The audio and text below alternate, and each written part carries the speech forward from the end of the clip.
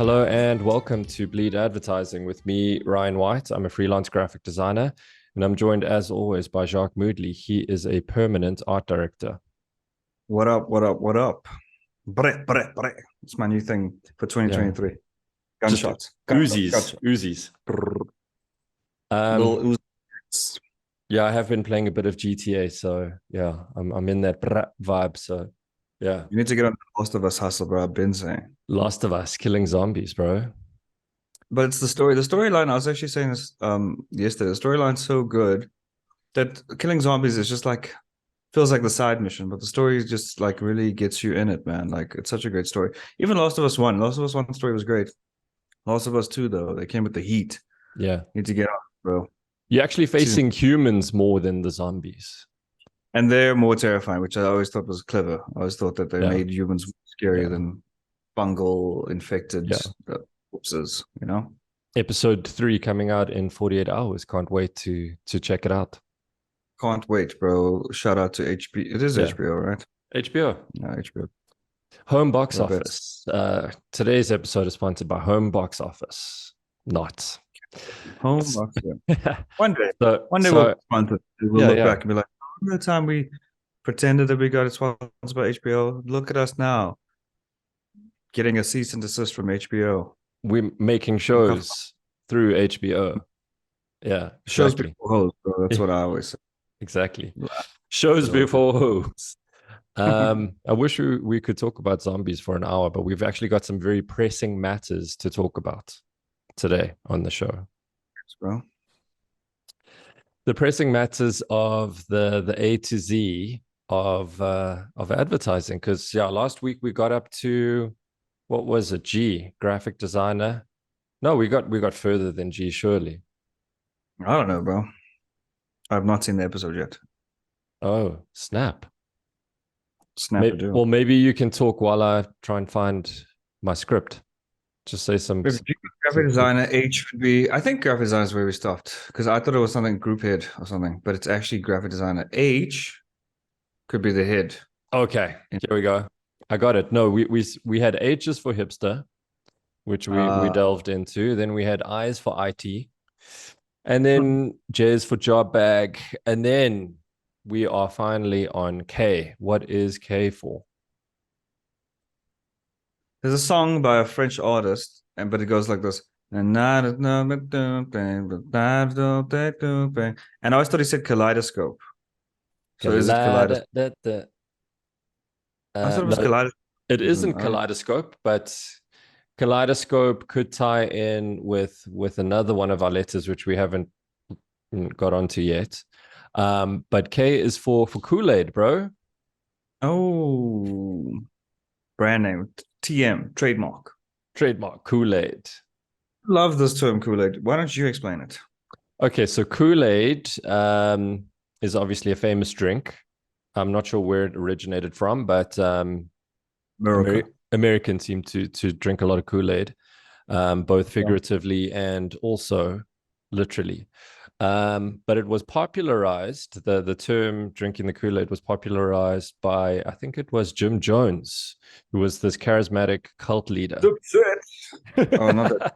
No. Jim Jones, who convinced a whole bunch of people to drink the Kool-Aid. And what he would do, he had a whole bunch of followers and he would make them drink Kool-Aid, but it wouldn't have cyanide in it. But one day it did have cyanide in it. So spoiler It alert was the, if you it don't know was the about original. Jim Jones. Yeah. So he got people to change their behavior. And then one day was like, well, too late, your So he behaviors ran a become, cult, yeah. basically. Yeah, it was a cult So leader. he was an influencer. He had Yeah. followers. Yeah. He sold something. The original influencer, Jim Jones. Exactly. And that's kind of like a quite an interesting analogy because it's kind of like if on Instagram, if you have your followers and stuff, and you're like, oh wow, this influencer's really entertaining. I'm really enjoying the content. And then one day they slap you with the sponsored content ad. And then you're like, oh, Yeah, but they always do this. They have to do like, I'm using this Kool-Aid.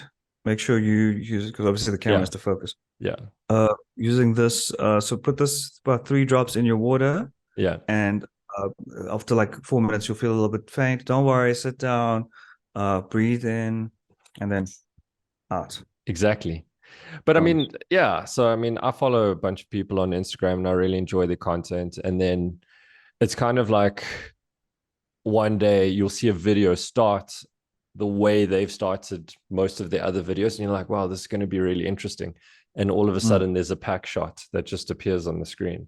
And I'm like, oh, like subtle. like people aren't that stupid. They're like, okay, cool, you obviously, and obviously there's a little um like excerpt at the bottom that says sponsored by whatever, so that it's a sponsored reel.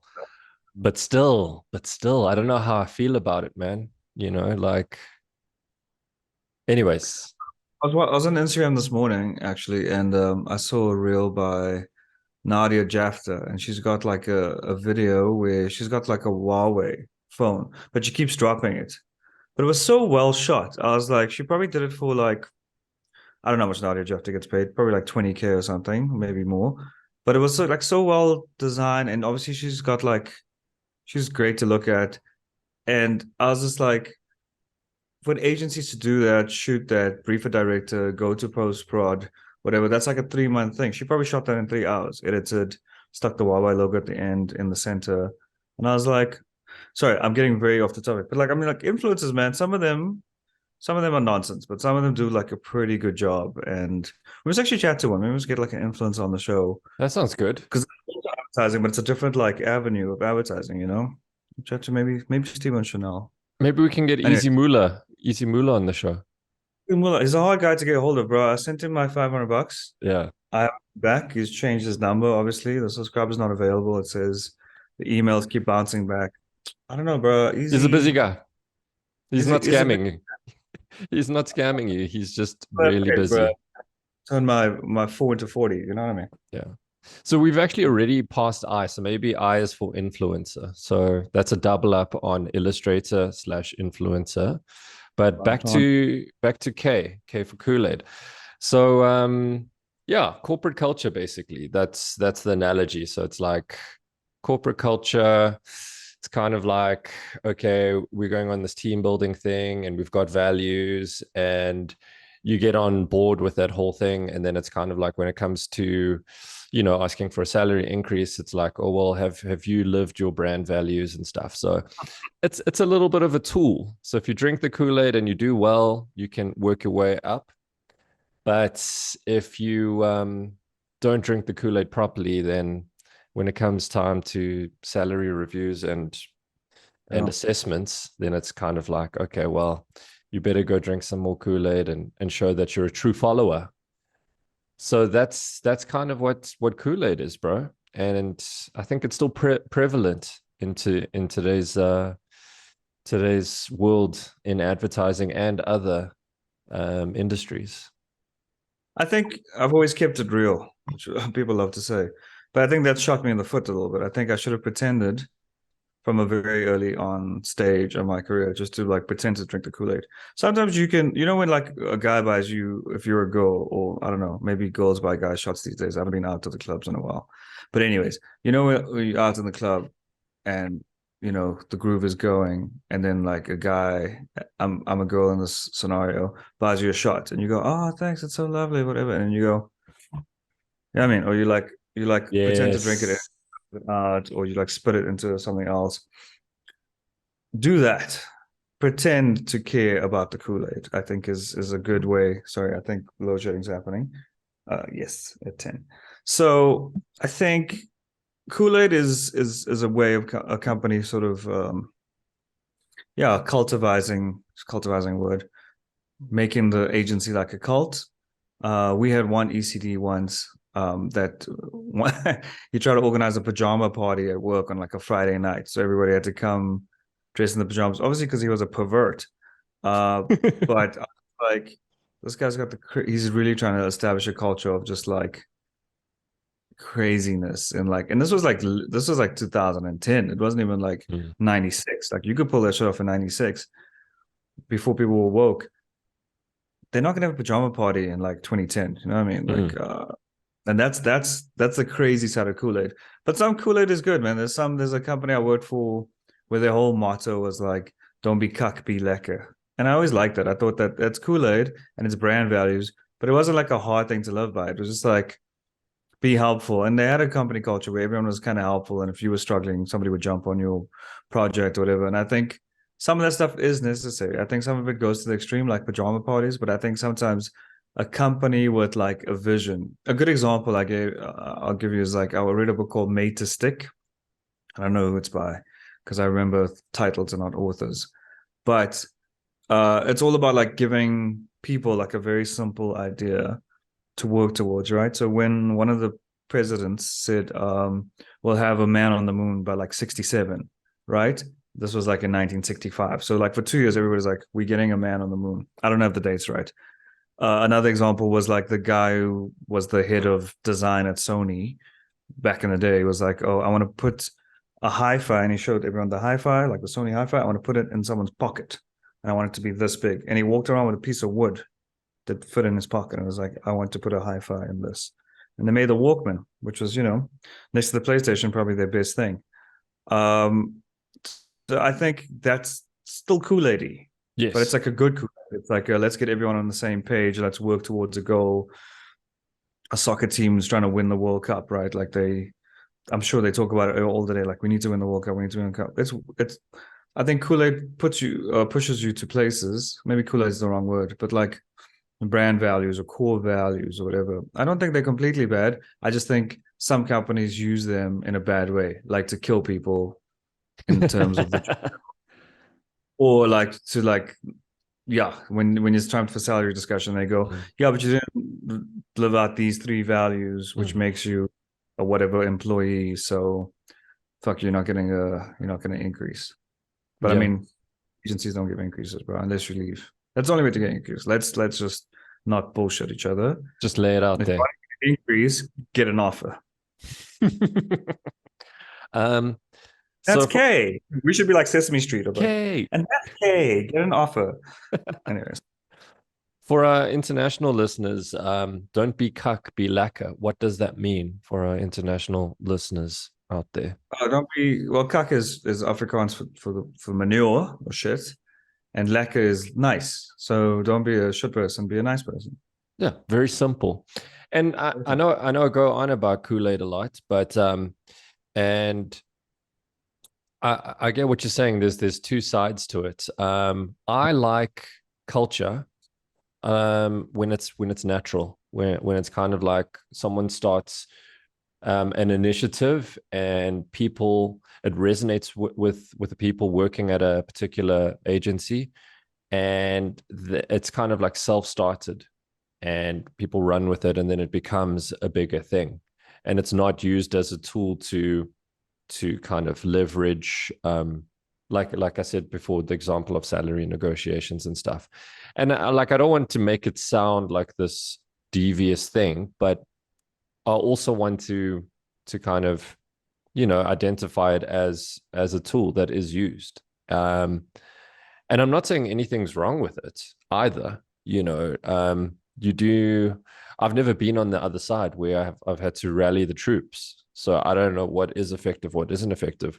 All I can talk about is what I prefer and what I've seen. And I prefer when an agency has a natural culture where they don't have like these big slogans written on the wall and all these initiatives. People just say, "Hey, on Wednesdays we go and do tacos and pool or whatever it is," and they've just decided that that's their thing that they're doing. Or You at work in particular example, San Diego tacos, bro. Just tacos. and like, or for instance, like on a Friday, they say, okay, cool, it's table tennis, 3 o'clock. We're going to play some table tennis or whatever the story is. And it's like self initiated. It's not like, okay, you know, Raymond and Jeff are playing um, table tennis right now. Can everyone meet there at 3 to watch and cheer them on? It's like people are going to surround them because they're good table tennis players, not because there's an email that says you have to be there. It's for the culture. And then you have to go then pretend, hey, I love table tennis. That's what I'm talking. And then like the people that are there cheering on, when it comes to the peer assessment, they'll be like, oh wow, you were at the table tennis thing, therefore you get the promotion. It's like that's what I'm talking about. No, I get you, but I think the culture, and I'll give you an example of yourself. Like I think the culture can also be influenced by the people a company hires, right? So where you were at a particular agency, you would go and you'd organize like the Game of Thrones finale, and you'd like go get snacks, and you'd set up the tables and the monitors and stuff. And that's culture, but that's culture influenced by one person. You just need one person, and they don't even necessarily have to have like a position of power. You were a CD, but like you can be the culture. You could be the change you want to see. You know what I mean? Like sometimes culture comes from the people, or it should come from the people. It shouldn't come from high up. And I think maybe that's your point. It shouldn't come from like the CEOs and the C-suite. It should come from the people downstairs that like make the culture and like give it a vibe. Like even, and I'll say FC, use FCB as an example. Like back in the day, FCB used to have this big speaker that somebody stole. But before they stole it, at Friday at 3 o'clock, the jams went on, and you could work and you could sit at your desk and get annoyed by the music if it wasn't your vibe. But you knew that cool, now the culture's starting, and then we'd go outside and go have drinks downstairs. All of that's disappeared, unfortunately. But like that was great. It was great to be, because as soon as I had that music going, I was like, cool, now it's time to go fetch coal.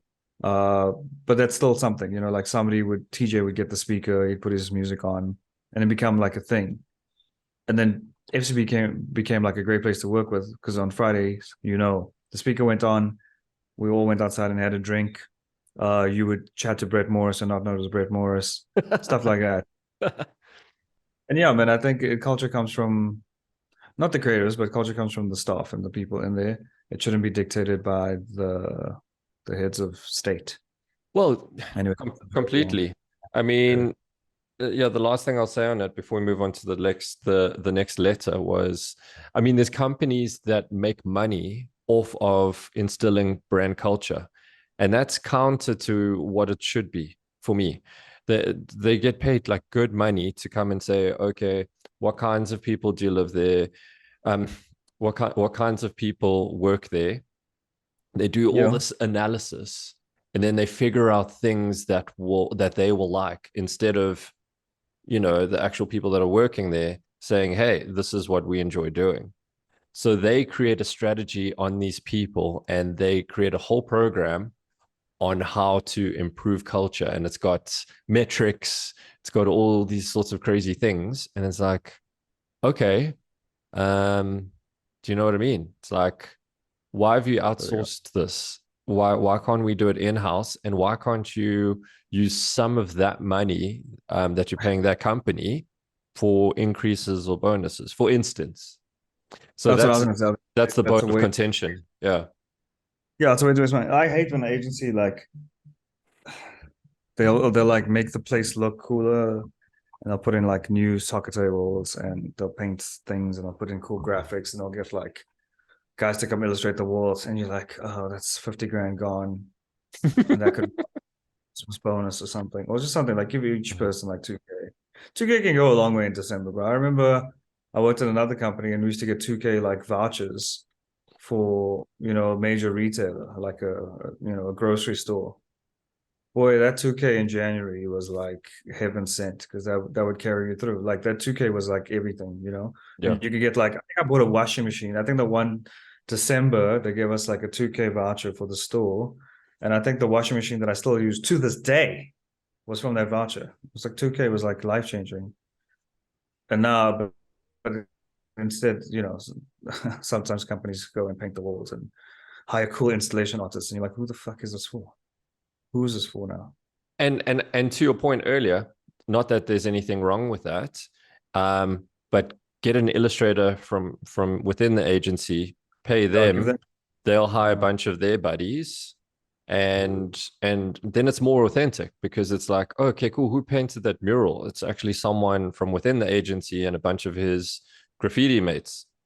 Mm. Then it starts to have a little bit more authenticity, and it should resonate with everyone. It's a bit more of a talking point Well, rather when we than. have our agency in Maboneng, we're Mhm. going to get Rexo and Shay to do throw ups on our walls.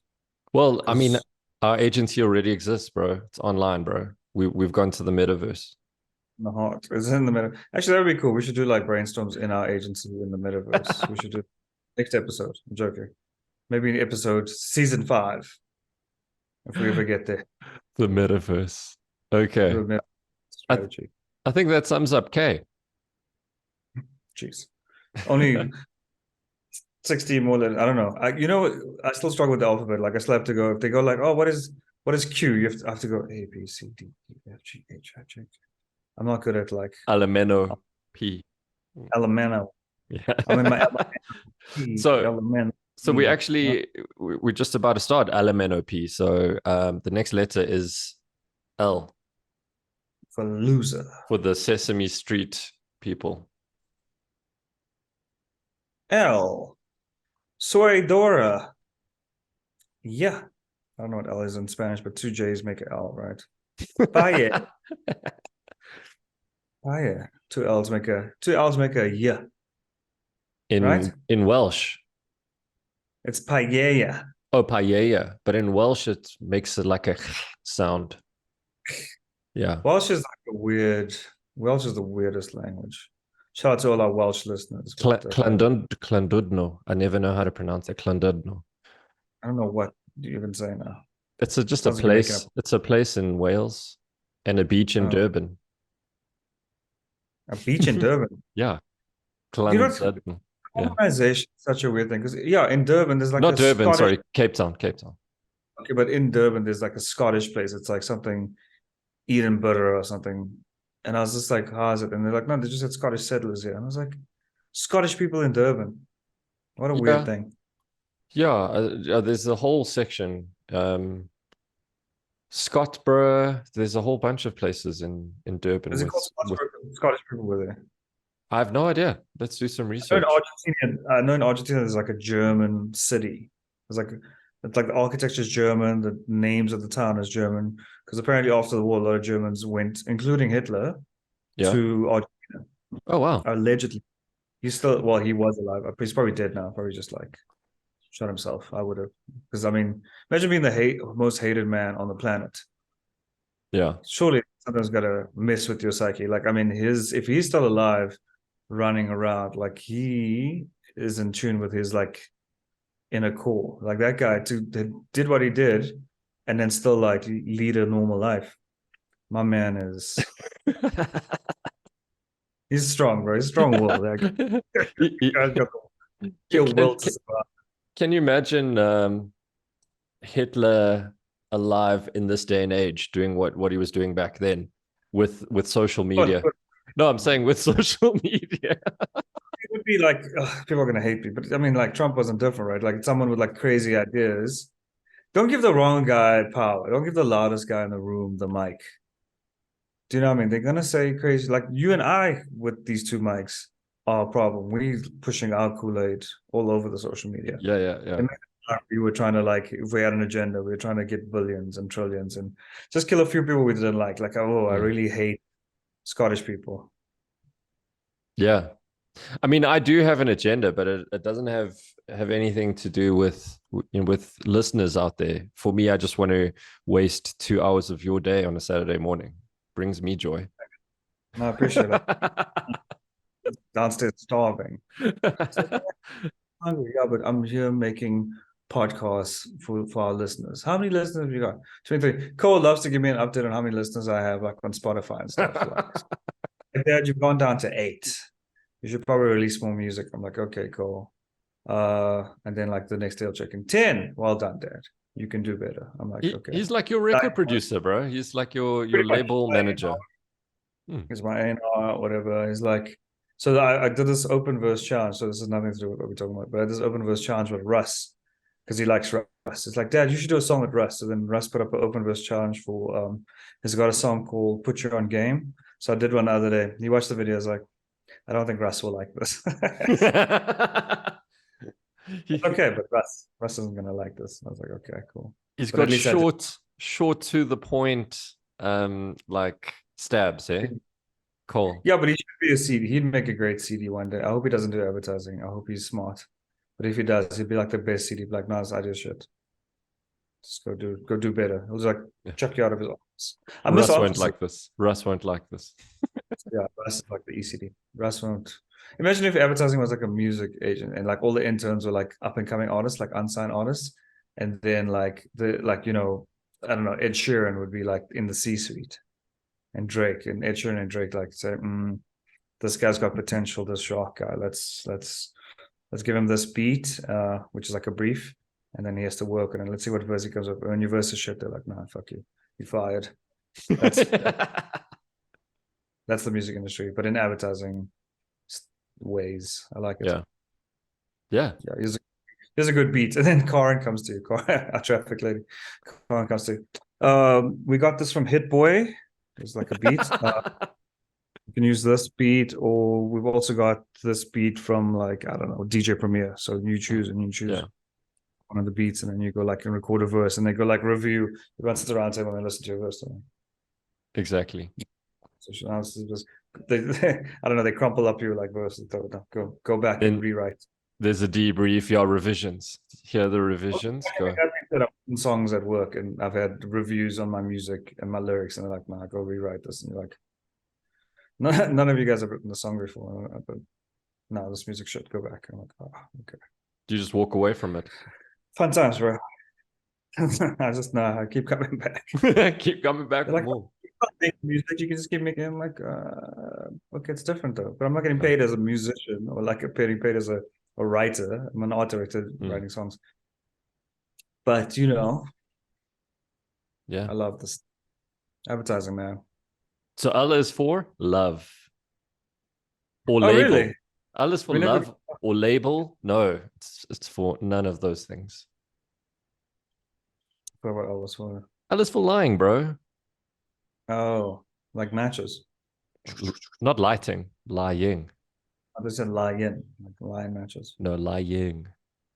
Do you think we lie in advertising? I don't think so. I think We we're bend the truth. No, what is the truth? Okay, so like, I mean, I'm working on like food, right? And I'm not lying about the food. It's got 17 cheeses and like 16 sauces. What am I lying about?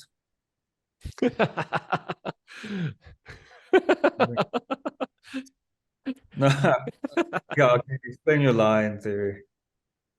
T's and C's, bro. Why do we need T's and C's if we're not lying? Did you watch Pepsi? Where's my jet? That's why we have T's and C's. Yeah, because it would have been a lie if they didn't have the T's and C's. So, but if they put the T's and C's, then it would have been like, oh no, we're telling the truth. You can have your jet, I'll cover your ass. It's a legal thing you have to put in.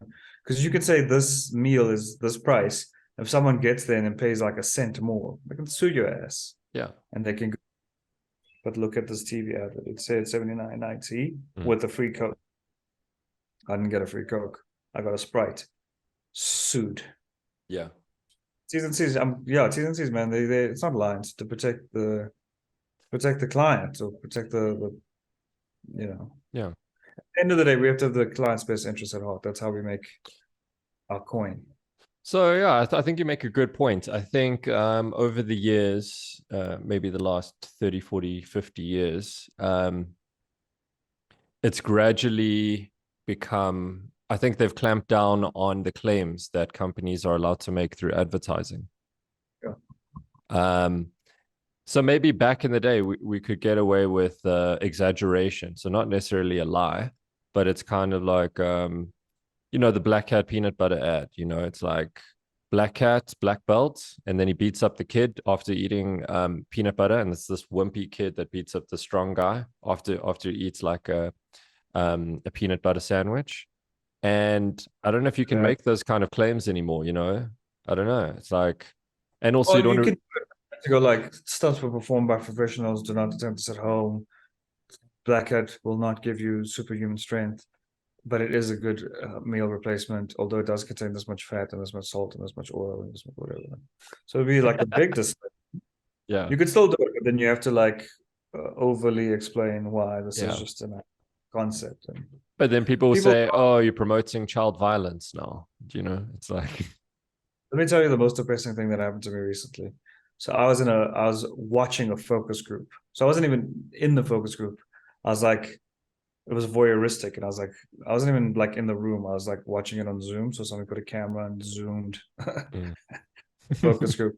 They just tore one of my ads to shreds, bro, because they're like, but then you realize like what you're exposed to and what you like, and you're Yes. making ads for yourself. You're making, it's like again like music. You're making songs or you're making ads for yourself, but you don't know who the end user is. And then Yes. when you see who the end user is or the person viewing your ad, and you hear the stuff they say, you go, oh, this I'm not the person Yeah. to be making that.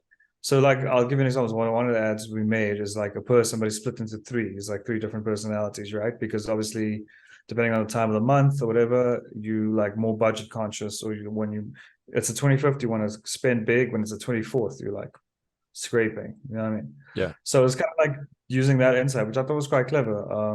You're three different people, and then we split the character into three, whatever. All the comments from the focus group were like, but I don't understand why there's three people in this ad. Why is this guy now? Why is there triplets? Why is there three people? Whatever. And you're just like,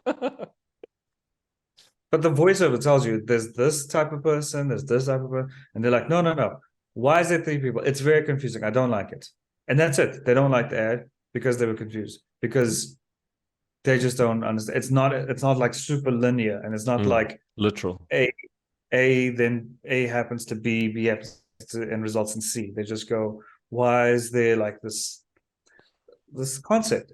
I'm just like, yeah, I don't know where I was going with this, but my point is like, yeah, man, I think sometimes we get so like in tune with like what we want to see on TV and what we think is cool, whatever, and we don't realize we're not making ads for us. We're making ads for people who like they want a simple execution. They want like a 1 + 1 is 2, and not 1 + 1 equals 3, because that's confusing. Well, one And further to that, we're making ads for people who don't want ads. Who wants an ad? Ad people. once said, I think it was Damon Stapleton when I still at Hunts, and he was like, I don't know if it was from him or it was like a TBWA thing, but they were like, uh, you're not trying to make things to distract people. You want to be the distraction, right? You don't want to distract people from the entertainment. You want to be the entertainment. You want people Yes. to watch your ad as opposed to watching Casa de Papel. Do you know what I mean? Yeah. Like, well, not opposed to, but you want it to be as entertaining as like their Netflix show. Yeah. And this was before like, streaming really took off, and I thought that was clever. And that's why I think influencers are doing all, because people love watching influencer content. People like going on TikTok and seeing people do their dance. So a product in between here, you've done the job. You entertained. Advertising, yeah. Yeah, no, go ahead. No, I'm just saying, like it has to change, man. Like it has to adapt. Like, yeah, you can't be the distraction. Yeah, or you have to be the distraction. You can't be distracting. Yeah. People want to watch their shows. They want to watch Date My Family or whatever the hell Isibaya is. They want to watch that. They don't want to watch whatever product you have to sell. So if you Yeah. can make yourself more entertaining or make your stuff as entertaining as what they're streaming or getting from SABC, shout out, Yeah. then you've done a good job. But if you, yeah, it's crazy, man. It's a crazy time. And maybe, yeah, let's go. I think a basic lie for me would be, the way the way people in advertising make things look super delicious. And then you go to the actual place to order that food item and it looks nothing like it. So do you think that's a lie? Where they've used super No, glue for the mayonnaise, and they don't do that stuff anymore. Well, I mean, look, I think back in the day, sure. Like in the 90s, you could use motor oil for chocolate sauce. I think they still use shaving cream for like whipped cream because it just holds better. Like I get it. Like it's more about making photography and you're making the visual look good. But as far as like not getting the thing in the store, we'll spend 8 hours on set and we'll prep this. I'll just slice of pizza, right? But we've got a food stylist there. We've got people lighting it. We've got people setting the table nicely and wiping away any crumbs or whatever, or a burger or whatever. When you get to the store, they've got 10 minutes. Because if you don't get your burger or your pizza or whatever it is in 10 minutes or less, you're gonna lose your shit. And then there's what's worse, I think, is customer satisfaction. Like, to be honest with you, I don't think that many people care about what it looks like. And again, I'm using like our market is different Yeah. to like markets overseas. Like people just are hungry, they want their food quickly, they want a cheap meal. The fact that it doesn't look exactly like the thing Yeah. in look, I've seen some bad stuff. I've seen stuff where people open the box and like cheese is stuck to the roof of the box and stuff. That's ridiculous. But the fact that the burger isn't as plump and as like doesn't look, it's not shot from a lower angle, so it doesn't look as enormous Yeah. when you get it. Because I mean, that's happened to me. Like I ordered something the other day of like Mr. D or Uber Eats, one of them, and yeah, the burger in the picture looked amazing and looked this big, and next to the chips it was like this, and when I got it, it was like this, and the chips were this big, and I was like, so like a snack burger, but in the thingy, it looks like a big thing. So even I've been like fooled by it, but yeah, man. I mean, as Still far not as a lie. Still not a lie. uh, it's not a lie, but I mean, like you also have to make something look attractive. Like you can do an ad for a car, and you're not going to be like, oh, it's beautiful, elegant lines. It's going to make girls want you. You're not going to go. This thing will like bankrupt you, and it'll use about 17 liters of fuel as you turn the corner. Do you know what I mean? That's not Yeah. what Yeah. you tell. That's Yeah. not a Yeah. lie. Like we can tell you that stuff, but that's not what's going to sell the car. What's going to sell the car is beautiful, sleek lines, woman looking at you as you drive past. That's what sells the car. Being under a fighter as you go around Chapman's Peak. Do you know what I mean? Stuff like Yeah. that. That's what's not the fact that you're gonna F&B and R&B. You're gonna take all your money every month, and you're gonna have like one camp chair in your mid-rand apartment. You want to just be the guy who has a verpa, and that's the thing. It's a mid-rand cats. Yeah. I myself, I was a pools off, so it's close to mid-rand enough. But I also had a camp chair and a city golf. There you go. There you go. Living the life, boy, living the dream. Okay, well, you heard it here first. Conclusive. L is actually not for lying, and L should actually be for love, or what did we I thought say? Label. M is for the money that we don't see. So M. Okay, just M is for the money we don't see. M. So we'll do one more before we wrap up today. M is for. I wonder what M could be for. M is for management. Moodley. Management. Ugh. Management. Or Midrand. Shout out to Midrand. Yeah. I don't know, man. Management in advertising is a funny thing. Yeah. I don't yeah. Okay. Tell me what you think about management and just management in general. Yeah. I think I chose this one because it's kind of like we work in a creative industry, and yes, we need structure. So we do need managers, but I don't know. Do we need it to the extent? Because like think about it. If you have traffic, you've got your creative director. Like surely we don't really need we need management, sure, but like not at more of a structural level, you know? Like I don't know. I think advertising is like in a weird way, it's like split down the middle, right? You get the suits Yeah. and you get the creatives. I think it's like it comes from like Mad Men days where the account managers were the guys who wore the suits and they went to go sell the ideas to clients, used to get client into the boardroom and organize the sandwiches. And then the creators would come in there, flash and pizzazz and Yeah. wow them. But Yeah. because creators were like wild and loose and drinking whiskey at 3 and shagging the secretaries, um, they needed to be managed. But I think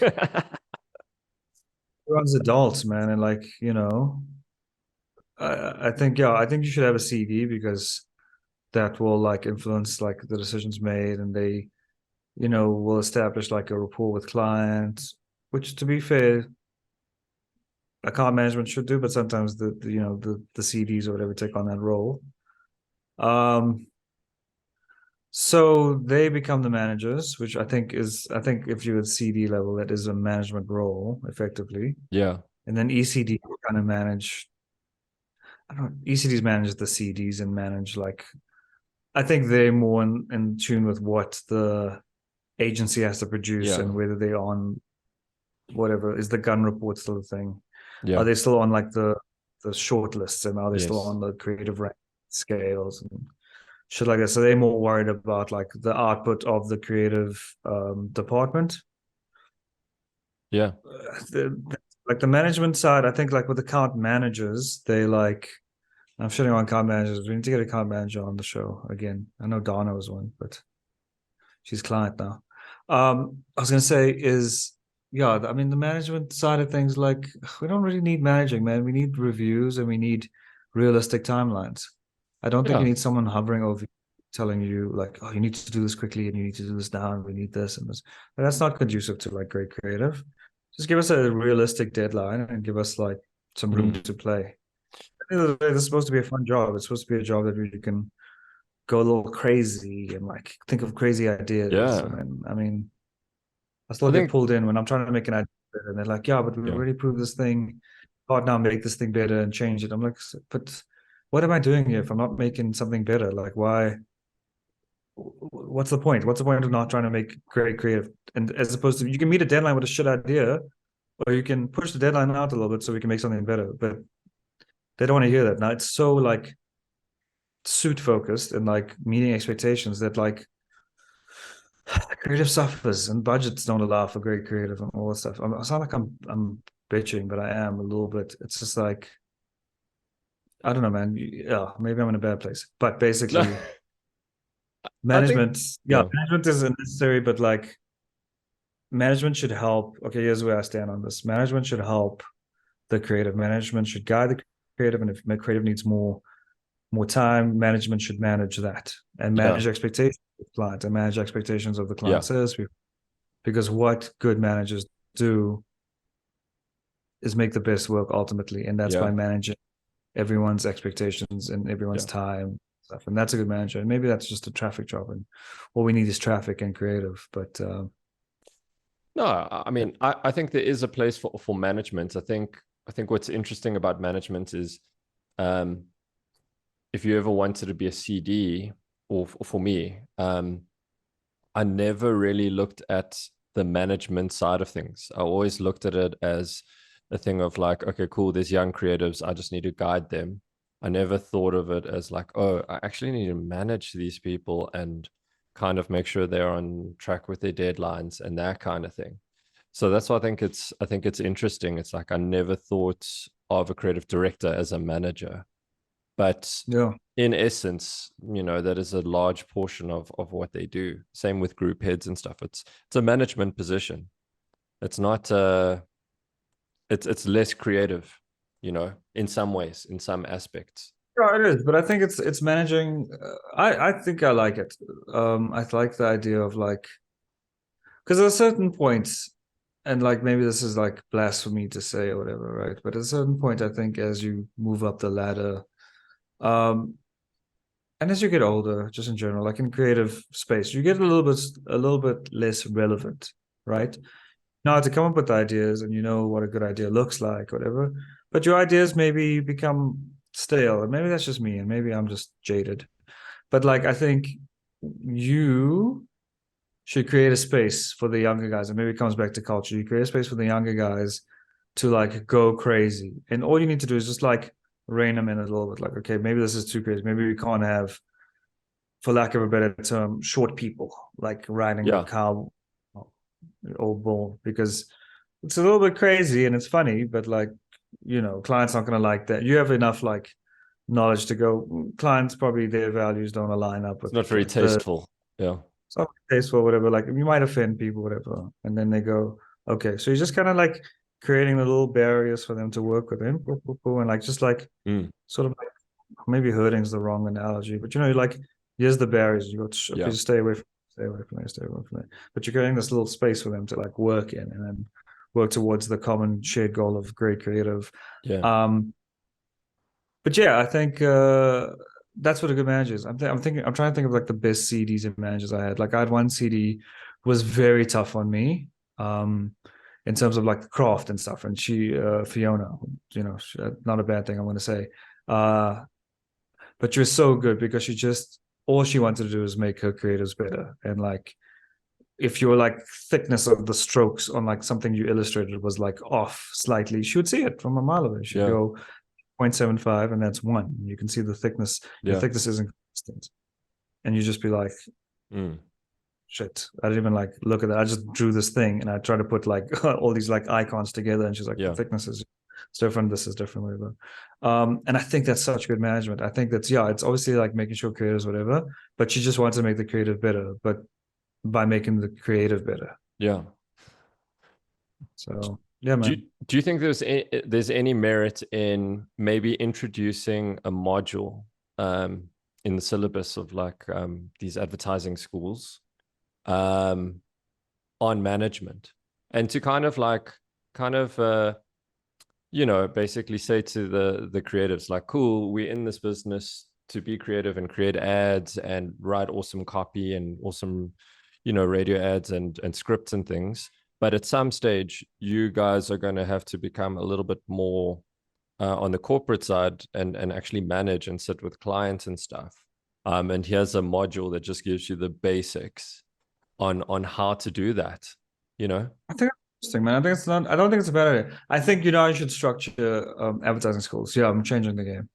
So first year, so you should structure advertising schools like you'd structure your career in Yeah, advertising. You would go intern/junior, which is first year, mid to senior, which is your middle year, and then third year would be like manage like CD, ECD, mm, right? And then your first modules in first year are like DTP stuff, like Photoshop, yeah, Illustrator, InDesign, packaging, files, print ready shit, whatever, whatever. Middle weight is like the middle part is like just the more conceptual stuff and like the awards work and like how to push for awards and what like yeah, award good work looks like in craft, like how to finesse your edits and editing and Premiere and doing a case study video, shit like that. It's like your middle portion of your career. And then third year is like management. So then in third year, you just look after the juniors. You like you like make sure they like guide them, make sure, and that's your module. That's your 3 years that's of actually advertising. pretty cool. I don't know. Let's call AAA. Let's call Vega up now. I keep seeing these Vega billboards. I was like, what are they Yeah, selling these? Shout out to Vega. Kool-Aid, bro. AAA. Kool-Aid. Yeah, man. All right, Cool to well, have it. let's wrap it up there. Can go and have some pancakes and waffles with coal downstairs, or whatever you guys are going to have. French toast. Yeah, I've got lots of eggs. I need to get French rid of. toes. I love French toes. Yeah, man. Uh, Parlez-vous. let's wrap it up there. We'll catch you guys on the next episode. I've been Ryan Whyte, freelance graphic designer, and you have been Jacque Moodley, permanent art director and beat maker. Would be cool. Like, in Walter White, sorry, this is off the top, and I was in Breaking Bad, he was like Walter White, and his friend was like Swartz or something, and then like they had Yes. a couple of gray matter, and I was like, oh, that would be cool if like my son was Jacques Black and you were Ryan White, and we made great advertisement. Oh wait, that exists. Hey. Yay. Yeah. Yeah. Maybe we Okay. should like tell people where we can find us or where they can find us. Ilovo, generally, sometimes Ramburg, Ferndale, Bryanston. We like to get a nice drink. It's social. Catch us on a Friday night, maybe at the Royale. Say what's up to your boys, buy a drink, a shot. You know what up? Maybe street bar named Desire. Give me a nice cocktail. I like anything ginger flavored. Otherwise, bleedadvertising.com, at bleed_advertising on Instagram, at bleed show on Twitter, although we don't do much posting there. We do have a LinkedIn. We need to get better at it. What else? Yeah, if you have any advice for us, that would also be cool. Just pop us an email at bleedadvertising@gmail.com. Notice We've always, the notice also how respect. Jacques was like nice and fluid, and I was all, yeah, a little bit prim and proper. No, we've done this enough times where I finally remember all the handles, and I just wanted to show you that I've improved as a person That was good. That was good. for the management. Much appreciated. What song are we playing the show out with today?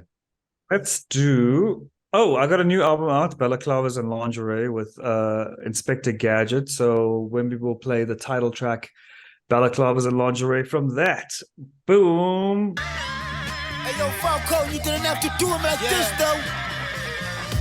Chest 32, waist 36, stomach flat like apartment. Balaclava, carrying a holster dressed in see-through garments. She off the radar, sharpshooter, 300 feet without a laser. Got me with Cupid arrow, but with the rifle, her accuracy major. I'm dating a shooter, looks like she slid down the pole at the summit. Thighs like Serena Williams, she runs like an upset stomach. The profit is, when you stop the whip, she talks to the officers acting innocent, but orgasms have her shaking like Parkinson's. I'm dating a shooter, loyal as fuck, she don't look at other men, and she looks like she done stepped out the cover of FHM. She know all Victoria's Secrets, strapped in lace every day. My favorite shooter, dresses in balaclavas and lingerie. In the crib she behave, soon as we step out, her face change. On the streets she watch my back, in bed she watch my chest like Flavor Flav. I use her ass as a pillow, and she keeps watch out the window. She's a stoner chick, watching anime and smoking Indo. She taken out from me, she just came back from 6 months at Sun City. Got some whack ink, but still pretty. Apple bottom, virgin titty with any tool. She quick to lift the hood like a mechanic. She mean mugging all day, the baddest bitch on the planet. I'm dating a shooter, loyal as fucking relationship mode, and she look like she done stepped out the cover of Vogue. She know all Victoria's Secrets, strapped in lace every day. Cause my favorite shooter dresses in balaclavas and lingerie. I beat dog eyes when she see me, but put a bullet in your head easy. She's from my block, where everything is everything for sheezy. Gives me head on the couch with a strap in her hand, and she does things with her mouth I do not understand. I've seen her cut a couple kilos like she tryna lose weight. You touch a nigga wrong, you'll end up with a strap in your face. She put powder up her nose, hair cut like Amber Rose. Lingerie shooter, she pull the gap before she pull up her clothes. I'm dating a shooter, loyal as fuck, she don't look at other men, and she look like she done stepped out the cover of FHM. She knows all Victoria's Secrets, strapped in lace every day. My favorite shooter, dresses in balaclavas and lingerie. I'm dating a shooter, loyal as fucking relationship mode, and she looks like she done stepped out the cover of Vogue. She knows all Victoria's Secrets, strapped in lace every day. Cause my favorite shooter dresses in balaclavas and lingerie. Yeah. And your mom's so good looking, babe. She's looking good now.